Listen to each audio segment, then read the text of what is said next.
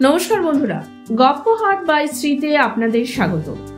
বাংলা সাহিত্যের আনাচে কানাচে ছড়িয়ে আছে নানান মণিমুগ্ধ। আমি শ্রী আপনাদের সামনে নিয়ে আসবো সেই সব অমূল্য রতন। নিয়মিত বাংলা সাহিত্যের সেই সব অমূল্য সম্পদের খোঁজ পেতে চাইলে অবশ্যই গপ্পহাট বাই শ্রী চ্যানেলটি সাবস্ক্রাইব করে নেবেন। একই সাথে পাশের বেল আইকনটি ক্লিক করতে ভুলবেন না। এর ফলে নতুন গল্প আসলে সাথে সাথেই নোটিফিকেশন পেয়ে যাবেন আপনারা। শুরু হচ্ছে আজকের গল্প। প্রখ্যাত সাহিত্যিক সুকুমার রায় রচিত রূপকথার গল্প ওয়াসিলিসা। গল্পটি নেওয়া হয়েছে শিশু সাহিত্য সংসদ থেকে প্রকাশিত সুকুমার রায়ের চিরকালের সেরা সংকলন থেকে। ওয়াসিলিসার চরিত্রে কণ্ঠ দিয়েছে মধুবন বিশ্বাস, বাবা ইয়াগা এবং কাঠের পুতুল চরিত্রে কণ্ঠ দিয়েছি আমি শ্রী, রাজামশাইয়ের চরিত্রে কণ্ঠ দিয়েছে ধৃতিমান ঘোষ। ওয়াসিলিসা এক সওদাগরের মেয়ে। তার মা ছিল না, কেউ ছিল না, ছিল খালি এক দুষ্টু সৎমা, আর ছিল সেই সৎমার দুটো ডাইনির মতো মেয়ে।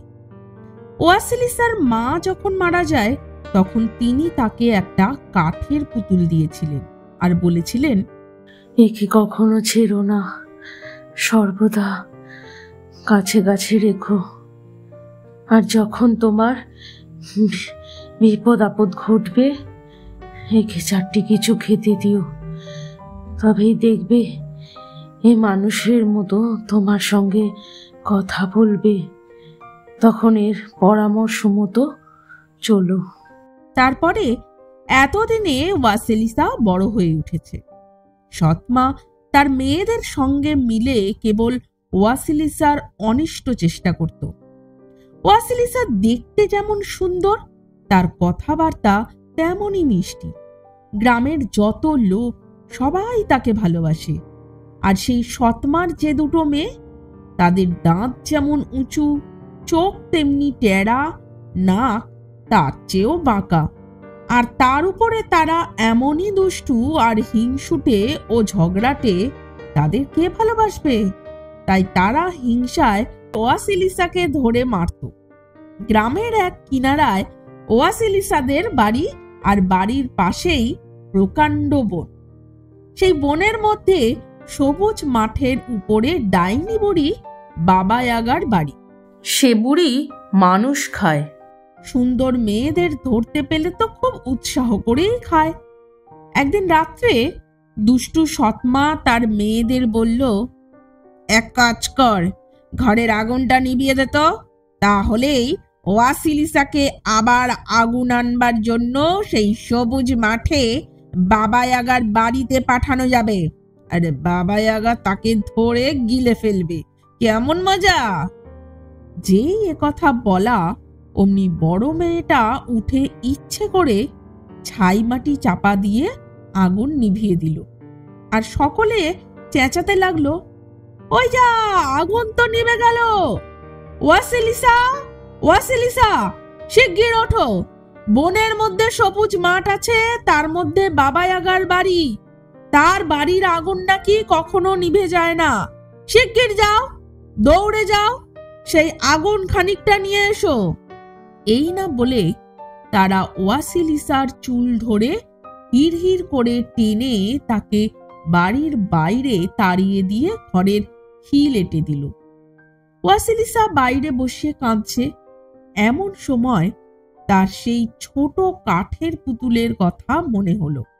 তখন সে তাড়াতাড়ি তার কাপড়ের মধ্যে থেকে পুতুলটাকে বের করে তার মুখে একটু খাবার দিয়ে বলতে লাগলো, কাঠের পুতুল, খাবার খাও, আবার তুমি জ্যান্ত হও, আমার সঙ্গে কথা কও। অমনি কাঠের পুতুলের চোখ দুটো জ্বলে উঠল, ঠোঁট দুটো নড়ে উঠল। তারপর সে বলতে লাগলো, কাঠের পুতুল সঙ্গে রয়, ওয়াসিলিসার কিসের ভয়? তুমি ভয় পেও না, বাবা ইয়াগার বাড়ি সোজা চলে যাও। ওয়াসিলিসা চলতে লাগলো। রাত গেল, সকাল গেল, দুপুর গেল, তখন দেখা গেল সবুজ মাঠ। তার ঠিক মধ্যখানে ভাঙা চোরা সাদা বাড়ি, তার গায়ে সারি সারি মরার খুলি, তার দরজা জানালা ফটক কবাট আস্ত আস্ত হাড়ের তৈরি। হুড়কো কবজা কাঁটা পেরেক কোথাও কিছু নেই, কিছু দিয়ে বাঁধা নেই, জোড়া নেই, অথচ বাড়িখানা চারটে পাখির ঠ্যাঙের ওপর ঠিক দাঁড়িয়ে রয়েছে। ওয়াসিলিসা অবাক হয়ে দেখছে।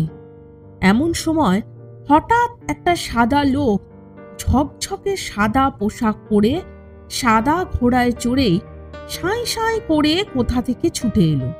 এসেই সোজা বাড়ির ফটকের ওপরে ছুটে পড়ল আর ধাঁ করে বাড়ির সঙ্গে মিশে গেল। ওয়াসিলিসা চেয়ে দেখল তখন বিকেল হয়ে এসেছে, রোদ পড়ে আসছে।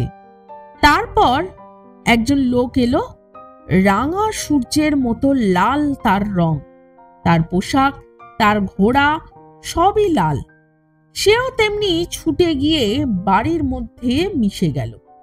ওয়াসিলিসা দেখল সন্ধে হয়েছে, চারদিক অন্ধকার হয়ে আসছে। তারপর একজন এলো অন্ধকারের মতো কালো, কালো পোশাক, কালো ঘোড়া। সে যেই বাড়ির মধ্যে মিশে গেল আর চারদিক ঘুটঘুটে অন্ধকার। কেবল সেই বাড়ির গায়ে মরার খুলিগুলো আপনা থেকে ঝকঝক করে জ্বলে উঠল আর দাঁত বের করে চারিদিকে আলো ছড়াতে লাগলো। তারপরে একটা প্রকাণ্ড হামানদিস্তা হাঁকিয়ে বাবা আগা নিজে এসে হাজির।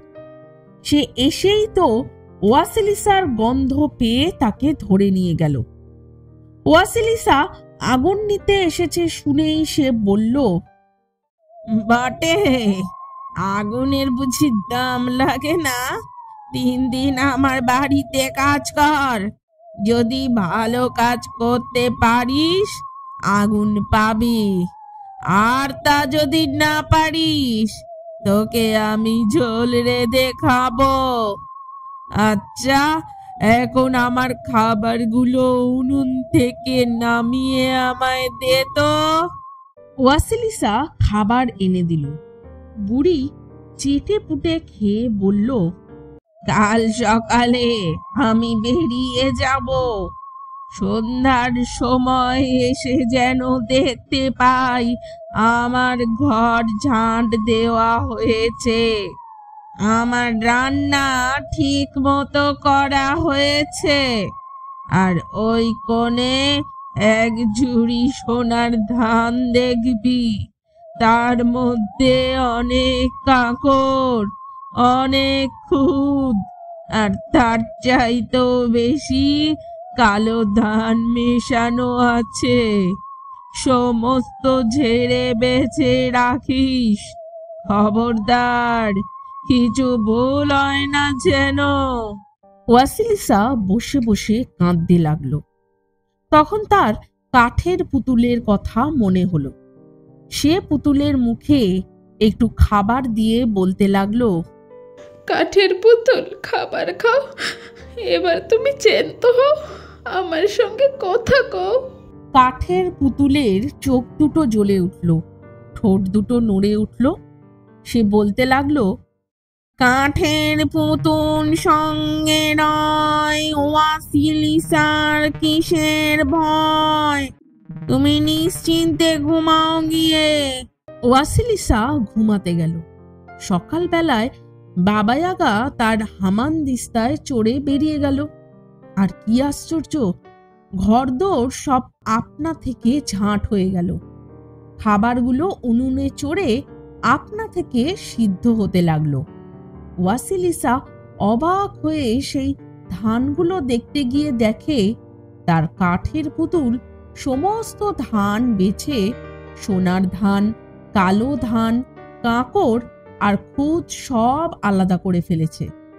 বিকেলবেলা সাদা লোকটা ফিরে এলো, সন্ধ্যার সময় লাল লোকটা ফিরে এলো, আর ঘুটঘুটে অন্ধকার রাত্রে কালো লোকটা ফিরে এলো। তারপর ঝমঝম খটখটাং করে হামানদিস্তা হাঁকিয়ে বাবা আগা ঘরে এলো।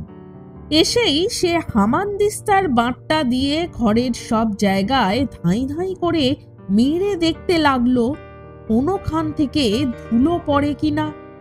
তারপর যখন সে দেখলো ঝাঁট দেওয়াও ঠিক হয়েছে, খাবারও রান্না হয়েছে, ধানও বাছা হয়েছে, তখন সে রেগে চিৎকার করে বলতে লাগলো, হতভাগী মেয়ে, কে তোকে বাঁচিয়েছে? শিগগির আমায় বল। ওয়াসিলিসা ভয়ে কাঁপতে কাঁপতে বলল, আমার মা মারা যাবার আগে আমায় আশীর্বাদ করেছিলেন, তাতেই আমি বেঁচেছি। এই না শুনে ডাইনি বুড়ি ভয়ে চিৎকার করে বলতে লাগলো, ওরে বাবা রে, কার আশীর্বাদ নিয়ে আমার বাড়ি এসেছে রে? আমার সর্বনাশ করবে রে। এই নে তোর আগুন নে, আমার বাড়ি থেকে শিগগির বেরো। এই বলে সে ওয়াসিলিসাকে বাড়ি থেকে তাড়িয়ে দিল আর একটি মরার খুলেই তাকে ছুঁড়ে দিল। ওয়াসিলিসা একটা লাঠির আগায় খুলিটাকে চড়িয়ে বাড়ি নিয়ে গেল। কিন্তু বাড়িতে নিলে কি হবে? তার যে সেই সৎমা আর তার দুটো দুষ্টু মেয়ে, তাদের তো কেউ কোনোদিন আশীর্বাদ করেনি। তারা মহা খুশি হয়ে যে আগুনটা নিতে গিয়েছে অমনি তাদের গায়ে আগুন ধরে গিয়ে তারা তো মরলই, বাড়ি ঘর সব পুড়ে ছাই হয়ে গেল। ওয়াসিলিসা আবার বসে কাঁদতে লাগলো। তখন তার কাঠের পুতুলের কথা মনে হলো। পুতুলের মুখে খাবার দিয়ে বলল, কাঠের পুতুল, খাবার খাও, আবার তুমি জ্যান্ত হও, আমার সঙ্গে কথা কও। কাঠের পুতুল জেগে উঠে বলল, কাঠের পুতুল সঙ্গে নয়, ওয়াসিলিসার কিসের ভয়? তুমি রাজার কাছে যাও, তিনি তোমায় সুখী করবেন। ওয়াসিলিসা তখন রাজার বাড়ি চলল। এমন সুন্দর মেয়ে এমন মিষ্টি কথা বলে, কেউ তাকে বারণ করল না, কেউ তাকে বাধা দিল না। ওয়াসিলিসা একেবারে রাজসভায় রাজার সামনে গিয়ে উপস্থিত। রাজা এমন চমৎকার মেয়ে কোথাও দেখেননি। তিনি তার কথা শুনবেন কি? তাড়াতাড়ি সিংহাসন থেকে উঠে পড়লেন, বললেন, আহা, কি সুন্দর মেয়েটি গো! তুমি কার মেয়ে? কি তোমার দুঃখ? তুমি আমায় বিয়ে করো, আমার রাজ্যের রানী হয়ে থাকো, আমি তোমার সব দুঃখ দূর করব। এমনি করে ওয়াসিলিসা রানী হলেন। আর সেই কাঠের পুতুল সোনার খাটে মখমলের গদিতে রেশমের চাদরের উপর ঝকঝকে পোশাক পরে শুয়ে থাকত। শেষ হলো আজকের গল্প। গল্পটি কেমন লাগলো তা আপনারা কমেন্ট করে জানান বন্ধুরা। পাশাপাশি গল্পটি ভালো লাগলে অবশ্যই লাইক ও শেয়ার করে দেবেন। আজ তাহলে এই পর্যন্তই। আবার আসবো আমি নতুন গল্প নিয়ে আগামী সোমবার ঠিক রাত 9টায়।